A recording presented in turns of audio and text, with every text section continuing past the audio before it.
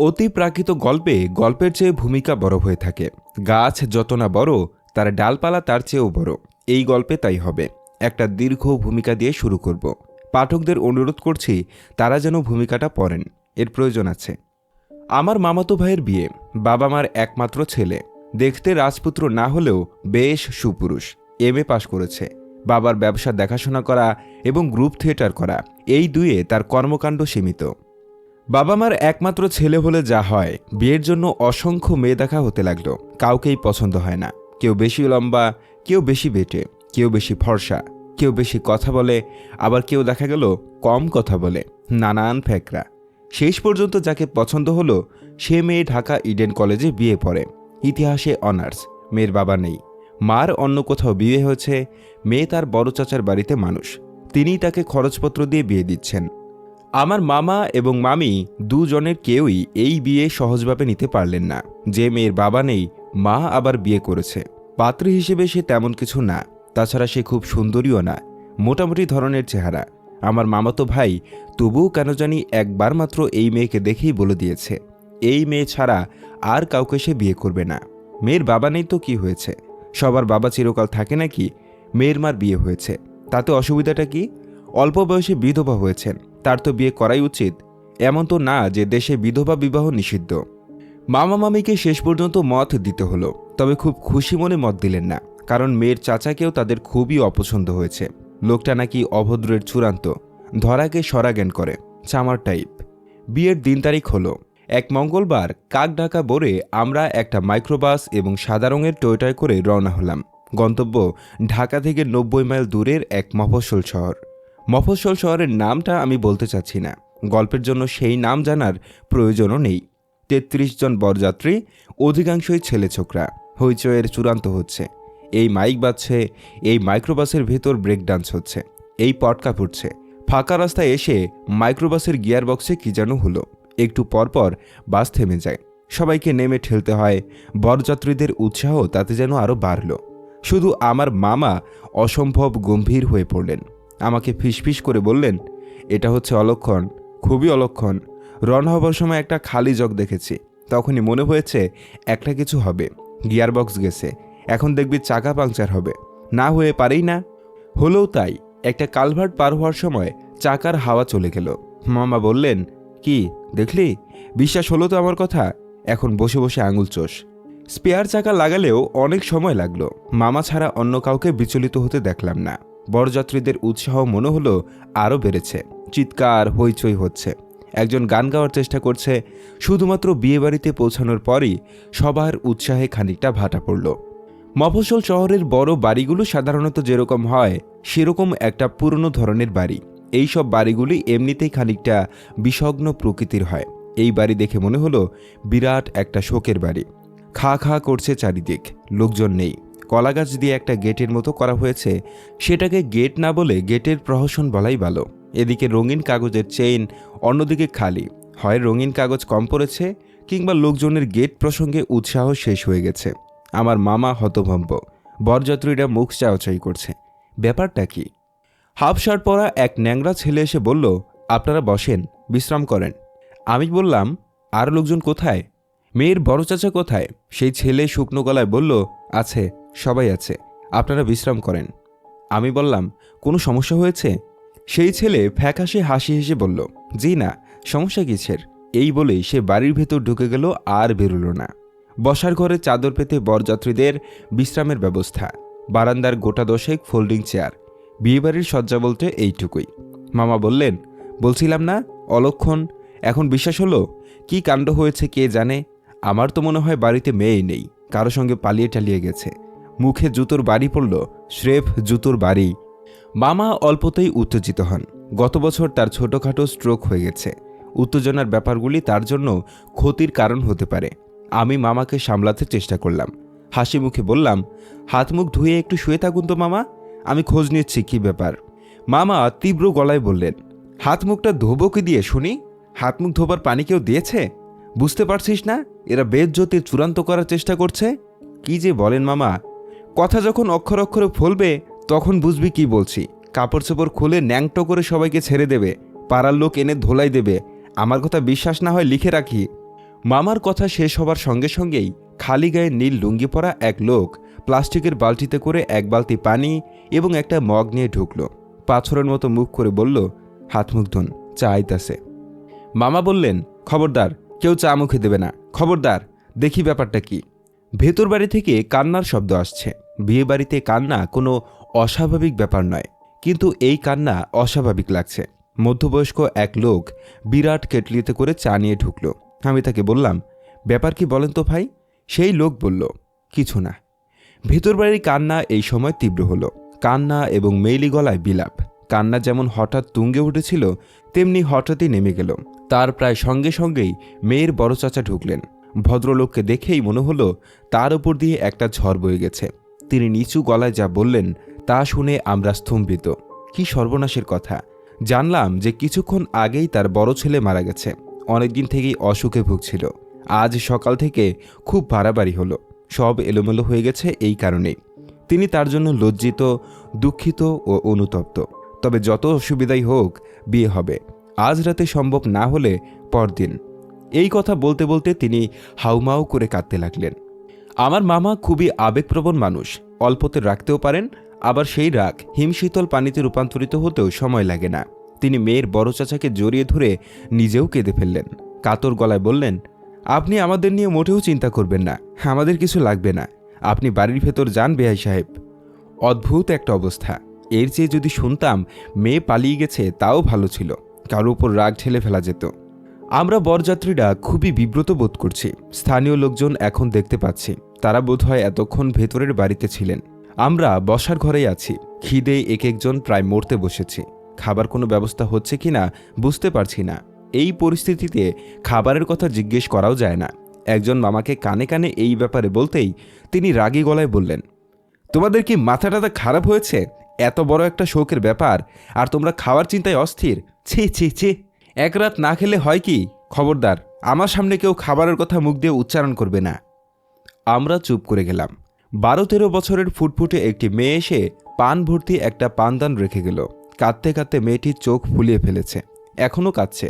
মামা মেয়েটিকে বললেন, লক্ষ্মী সোনা, তোমাদের মোটেই ব্যস্ত হতে হবে না, আমাদের কিছুই লাগবে না। রাত 8টার দিকে থাকা এবং খাওয়ার সমস্যার একটা সমাধান হলো। স্থানীয় লোকজন ঠিক করলেন প্রত্যেকেই তাদের বাড়িতে 1-2 করে গেস্ট নিয়ে যাবেন। বিয়ে হবে পরদিন বিকেলে। আমাকে যিনি নিয়ে চললেন তার নাম সুধাকান্ত ভৌমিক। ভদ্রলোকের বয়স 60-এর কাছাকাছি হবে। বেটে খাটো মানুষ, শক্ত সমর্থ চেহারা। এই বয়সেও দ্রুত হাঁটতে পারেন।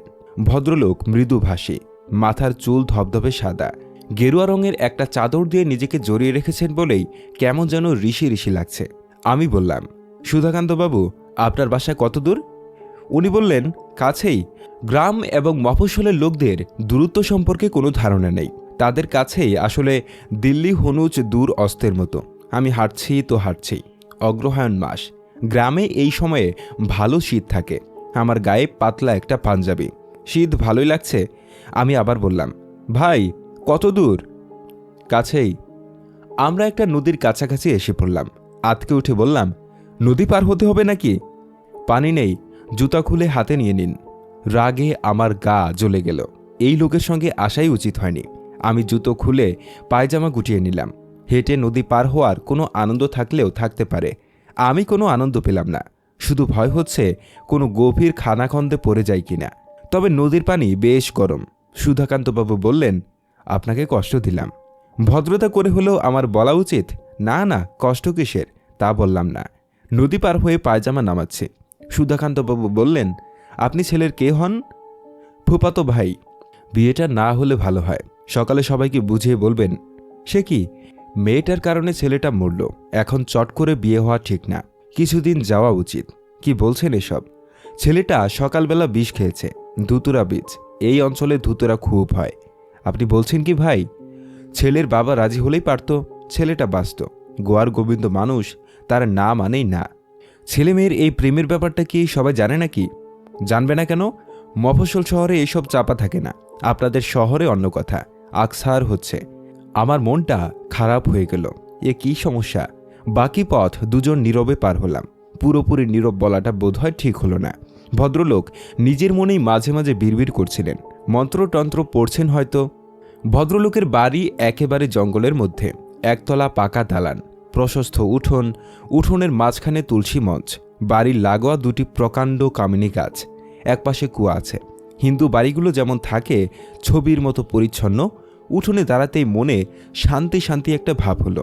আমি বললাম, এত চুপচাপ কেন? বাড়িতে লোকজন নেই? না। আপনি একা থাকেন? বলেন কি, একা একা এত বড় বাড়িতে থাকেন? আগে অনেক লোকজন ছিল, কিছু মরে গেছে, কিছু চলে গেছে ইন্ডিয়াতে। এখন আমি একাই আছি। আপনি স্নান করে ফেলুন। স্নান ফান লাগবে না, আপনি কিছু খাবারের ব্যবস্থা করুন, তাহলেই হবে। একটু সময় লাগবে, রান্নার জোগাড় করতে হবে। আপনি কি এখন রান্না করবেন? রান্না না করলে খাবেন কি? বেশিক্ষণ লাগবে না। ভদ্রলোক গামছা, সাবান এবং একটা জলচৌকি এনে কুয়োর পাশে রাখলেন। স্নান করে ফেলুন, সারাদিন জার্নি করে এসেছেন, স্নান করলে ভালো লাগবে। কুয়ার জল খুব ভালো। দিন, আমি জল তুলে দিচ্ছি। আপনাকে তুলতে হবে না, আপনি বরং রান্না শুরু করুন। খিদের চোখ অন্ধকার হয়ে আসছে। এই লুঙ্গিটা পরুন, ধোয়া আছে, আজ সকালেই সোডা দিয়ে ধুয়েছি। আমার আবার পরিষ্কার থাকার বাতিক আছে, নোংরা সহ্য করতে পারি না। ভদ্রলোক যে নোংরা সহ্য করতে পারেন না তা পরিষ্কার বোঝা যাচ্ছে। তিনি রান্না করতে বসছেন উঠোনে। উঠোনে পরিষ্কার ঝকঝকে মাটির চুলা। সুধাকান্তবাবু চুলার সামনে জলচৌকিতে বসেছেন। থালা, বাটি, হাঁড়ি সবই দেখি 2-3 বার করে ধুচ্ছেন। সুধাকান্তবাবু, বলুন। আপনি বিয়ে করেননি? না। চিরকুমার? ওই আর কি। আপনি করেন কি? শিক্ষকতা করি, হাই স্কুলের অঙ্কের শিক্ষক, মনোহরদী হাই স্কুল। রান্নাবান্না আপনি নিজেই করেন? হ্যাঁ, নিজেই করি। একবেলা রান্না করি, একবেলা ভাত খাই, আর সকালে চিরা, ফলমূল এসব খাই। কাজের লোক রাখেন না কেন? দরকার পড়ে না। খালি বাড়ি পড়ে থাকে, চুরি হয় না? না, চোর নেবে কি? আমি একজন দরিদ্র মানুষ। আপনি স্নান করে নিন, স্নান করলে ভালো লাগবে। অপরিচিত জায়গায় ঠান্ডার মধ্যে গায়ে পানি ঢালার আমার কোনো ইচ্ছে ছিল না। সুধাকান্তবাবু মনে হচ্ছে আমাকে না ভিজিয়ে ছাড়বেন না। লোকটি অসম্ভব সূচিবায়গ্রস্ত। কুয়ার পানি নদীর পানির মতো গরম নয়, খুব ঠান্ডা। পানি গায়ে দিতেই গা জুড়িয়ে গেল।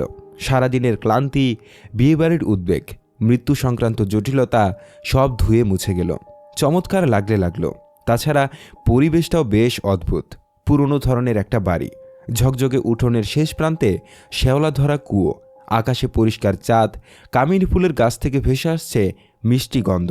এক ঋষির মতো চেহারার চিরকুমার বৃদ্ধ রান্না বসিয়েছেন, যেন বিভূতিভূষণের উপন্যাসের কোনো দৃশ্য। সুধাকান্তবাবু, বলুন, রান্না কত দূর? দেরি হবে না? একা একা থাকতে আপনার ভয় লাগে না? না, অভ্যেস হয়ে গেছে। বাসায় ফিরে আপনি করেন কি? তেমন কিছু করি না, চুপচাপ বসে থাকি। ভয় লাগে না? সুধাকান্তবাবু এই প্রশ্নের জবাব দিলেন না। খাবার আয়োজন সামান্য, তবে এত চমৎকার রান্না আমি দীর্ঘদিন খাইনি। একটা কিসের যেন ভাজি, তাতে 5 ফোড়নের গন্ধ, খেতে একটু টকটক। বেগুন দিয়ে ডিমের তরকারি, তাতে ডালের বড়ি দেওয়া। ডালের বড়ি এর আগে আমি খাইনি। এমন একটা সুখাদ্য দেশে প্রচলিত আছে তাই আমার জানা ছিল না। মুগের ডাল, ডালে ঘি দেওয়াতে অপূর্ব গন্ধ। আমি বললাম, সুধাকান্তবাবু, এত চমৎকার খাবার আমি জীবনে খাইনি, দীর্ঘদিন মনে থাকবে। সুধাকান্তবাবু বললেন, আপনি ক্ষুধার্ত ছিলেন, তাই এত ভালো লেগেছে। রুচির রহস্য ক্ষুধায়, যেখানে ক্ষুধা নেই সেখানে রুচিও নেই। আমি চমৎকৃত হলাম। লোকটির চেহারাই শুধু দার্শনিকের মতো না, কথাবার্তাও দর্শন ঘেরা। সুধাকান্তবাবু উঠোনে পাটি পেতে দিলেন। খাওয়া দাওয়ার পর সিগারেট হাতে সেখানে বসলাম। কিছুক্ষণ গল্পগুজব করা যেতে পারে। সুধাকান্তবাবুকে অবশ্যই খুব আলাপি লোক বলে মনে হচ্ছে না। এই যে দীর্ঘ সময় তার সঙ্গে আছি, তিনি এর মধ্যে আমার নাম জানতে চাননি, আমি কি করি তাও জানতে চাননি। আমি এই মানুষটির প্রতি যথেষ্ট আগ্রহ বোধ করছি, কিন্তু এই লোকটা আমার প্রতি কোনো আগ্রহ বোধ করছে না। অথচ আমি আমার অভিজ্ঞতায় দেখেছি, যারা মাস্টারি করে তারা কথা বলতে খুব পছন্দ করে, অকারণেই কথা বলে। প্রায় মিনিট 15 আমরা চুপচাপ বসে থাকার পর সুধাকান্তবাবু আমাকে অবাক করে দিয়ে বললেন, আপনি প্রশ্ন করছিলেন একা একা আমি এই বাড়িতে থাকতে ভয় পাই কিনা, তাই না? আমি বললাম, হ্যাঁ ভাই। সুধাকান্তবাবু বললেন, ভয় পাই, প্রায় রাতেই ঘুমোতে পারি না, জেগে থাকি। ঘরের ভেতর আগুন করে রাখি, হারিকেন জ্বালানো থাকে। ওরা আগুন ভয় পায়, আগুন থাকলে কাছে আসে না। আমি অবাক হয়ে গেলাম, কারা? তিনি জবাব দিলেন না। আমি বললাম, আপনি কি ভূতপ্রেতের কথা বলছেন? হ্যাঁ। আমি মনে মনে একটা দীর্ঘ নিঃশ্বাস ফেললাম। পৃথিবী কোথায় চলে গিয়েছে এই বৃদ্ধ তা বোধহয় জানে না। চাঁদের পিঠে মানুষের জুতোর ছাপ পড়েছে, ভাইকিং উপগ্রহ নেমেছে মঙ্গলের মরুভূমিতে, ভয়েজার 1 এবং 2 উড়ে গেছে বৃহস্পতির কিনারা ঘেঁষে। আর এই অঙ্কের শিক্ষক ভূতের ভয়ে ঘরে আগুন জ্বালিয়ে রাখছে, কারণ অশরীরীরা আগুন ভয় পায়। আমি বললাম, আপনি কি ওদের দেখেছেন কখনো? না। ওদের পায়ের শব্দ পান? তাও না। তাহলে? বুঝতে পারি। বুঝতে পারেন? জি। আপনি যখন আছেন আপনিও বুঝবেন। ওদের কাণ্ড কারখানা দেখতে পাবো তাই বলছেন? তবে ওদের না, একজন শুধু। তাও ভালো যে একজন আসে। আমি ভেবেছিলাম দলবল নিয়ে বোধহয় আসে, নাচ গান হৈ হুল্লো করে। আপনি আমার কথা একেবারে বিশ্বাস করছেন না। ঠিক ধরেছেন, বিশ্বাস করছি না। অবশ্য এই মুহূর্তে আমার গা ছমছম করছে, কারণ আপনার পরিবেশটা ভৌতিক। সুধাকান্তবাবু বললেন, ওরা কিন্তু আছে। আমি চুপ করে রইলাম। এই বৃদ্ধের সঙ্গে ভূত আছে কি নেই তা নিয়ে তর্ক করার কোনো অর্থ হয় না। থাকলে থাকুক। আমার কাছে যে আসে সে একটা মেয়ে। তাই নাকি? জি, 11-12 বছর বয়স। বুঝলেন কি করে যে তার বয়স 11-12? আপনাকে বলেছে? জি না, অনুমান করে বলছি। তার নাম কি? নাম জানেন? জি না। সে এসে কি করে? সুধাকান্তবাবু বললেন, মেয়েটি যে আসছে এই কি যথেষ্ট নয়? তার কি আর কিছু করার প্রয়োজন আছে? আমি চুপ করে গেলাম। আসলেই তো, অশরীরী এক বালিকার উপস্থিতিই তো যথেষ্ট। সুধাকান্তবাবু বললেন, আপনি নিজেও হয়তো দেখতে পাবেন। আমি চমকে উঠলাম। ভদ্রলোক সহজ স্বরে বললেন, আমি ছাড়াও অনেকে দেখেছে। সুধাকান্তবাবু ছোট্ট করে নিঃশ্বাস ফেললেন এবং তার প্রায় সঙ্গে সঙ্গে বিকট একটা হাসি শুনলাম। উঠোন কাঁপিয়ে, গাছপালা কাঁপিয়ে হো হো করে কে যেন হেসে উঠল। সুধাকান্তবাবু পাশে না থাকলে অজ্ঞানী হয়ে যেতাম, তাই তীক্ষ্ণ গলায় চেঁচিয়ে উঠলাম, কে কে কে? সুধাকান্তবাবু বললেন, ওটা কিছু না। আমি ভয় জড়ানো গলায় বললাম, কিছু না মানে? ওটা খাটাস, মানুষের মতো শব্দ করে হাসে। বলেন কি? খাটাসের নাম তো এই প্রথম শুনলাম। এ তো ভূতের বাবা বলে মনে হচ্ছে। এখনও আমার গা কাঁপছে। জল খান, জল খেলে ভয়টা কমবে। সুধাকান্তবাবু কাঁসার গ্লাসে করে পানি নিয়ে এলেন। খাটাস নামক যন্ত্রটি আরেকবার রক্ত হিম করা হাসি হাসল। সুধাকান্তবাবু যদি কিছু না বলতেন তাহলে ভূতের হাসি শুনেছি এই ধারণা সারা জীবন আমার মধ্যে থাকত। লোকটার প্রতি এই প্রথম আমার খানিকটা আস্থা হলো। আজগুবি গল্প বলে ভয় দেখানো এই লোকের ইচ্ছা নয় বলেই মনে হলো। এরকম ইচ্ছা থাকলে এই ভয়ঙ্কর হাসির কারণ সম্পর্কে সে চুপ করে থাকত। সুধাকান্তবাবু বললেন, ওই মেয়েটার কথা শুনবেন? হ্যাঁ, শোনা যেতে পারে, তবে আমি নিজে অবিশ্বাসী ধরনের মানুষ। কাজেই গল্পের মাঝখানে যদি হেসে ফেলি কিছু মনে করবেন না। এই গল্পটা কাউকে বলতে ভালো লাগে না। অবশ্যই অনেককে বলেছি, এখানকার সবাই জানে। আপনার গল্প এখানকার সবাই বিশ্বাস করেছে? সুধাকান্তবাবু গম্ভীর গলায় বললেন, আমি যদি এখানকার কাউকে একটা মিথ্যা কথা বলি এরা বিশ্বাস করবে। এরা আমাকে সাধু বাবা বলে ডাকে। আমি আমার এই দীর্ঘ জীবনে কোনো মিথ্যা কথা বলেছি বলে মনে পড়ে না। আমি থাকি একা একা। আমার প্রয়োজনও সামান্য। মানুষ মিথ্যে কথা বলে প্রয়োজন এবং স্বার্থের কারণে। আমার সেই সমস্যা নেই। এইসব থাক, আমি বরং গল্পটি বলি। বলুন। ভেতরে গিয়ে বসবেন? এখানে মনে হচ্ছে একটু ঠান্ডা লাগছে। অগ্রহায়ণ মাসে হিম পড়ে। আমার অসুবিধা হচ্ছে না, এখানে বরং ভালো লাগছে। গ্রামে তেমন আসা হয় না। আপনি শুরু করুন। সুধাকান্তবাবু গল্প শুরু করতে গিয়েও শুরু করলেন না। হঠাৎ যেন একটু অন্যরকম হয়ে গেলেন, যেন তীক্ষ্ণ দৃষ্টিতে কিছু দেখতে চেষ্টা করছেন। খসখস শব্দ হলো। নতুন কাপড় পরে হাঁটলে যেমন শব্দ হয় সেরকম। তার প্রায় সঙ্গে সঙ্গেই কাচের চুরির টুংটাং শব্দের মতো শব্দ। আমি বললাম, কি ব্যাপার বলুন তো? সুধাকান্তবাবু ফ্যাকাশে মুখে হাসলেন। আমি বললাম, কিসের শব্দ হলো? তিনি নিচু গলায় বললেন, ও কিছু না, আপনি গল্প শুনুন। আজ ঘুমিয়ে কাজ নেই। আসুন গল্প করে রাত পার করে দিই। গা ছেমছেমে পরিবেশ। বাড়ির লাগোয়া ঝাঁকড়া কামিনী গাছ থেকে কামিনী ফুলের নেশা ধরানো গন্ধ আসছে। কুয়ার আশেপাশে অসংখ্য জোনাকি জ্বলছে নিভছে। উঠোনের চুলা থেকে ভেসে আসছে পোড়া কাঠের গন্ধ। আকাশ ভরা নক্ষত্র বিথি। সুধাকান্তবাবু গল্প শুরু করলেন।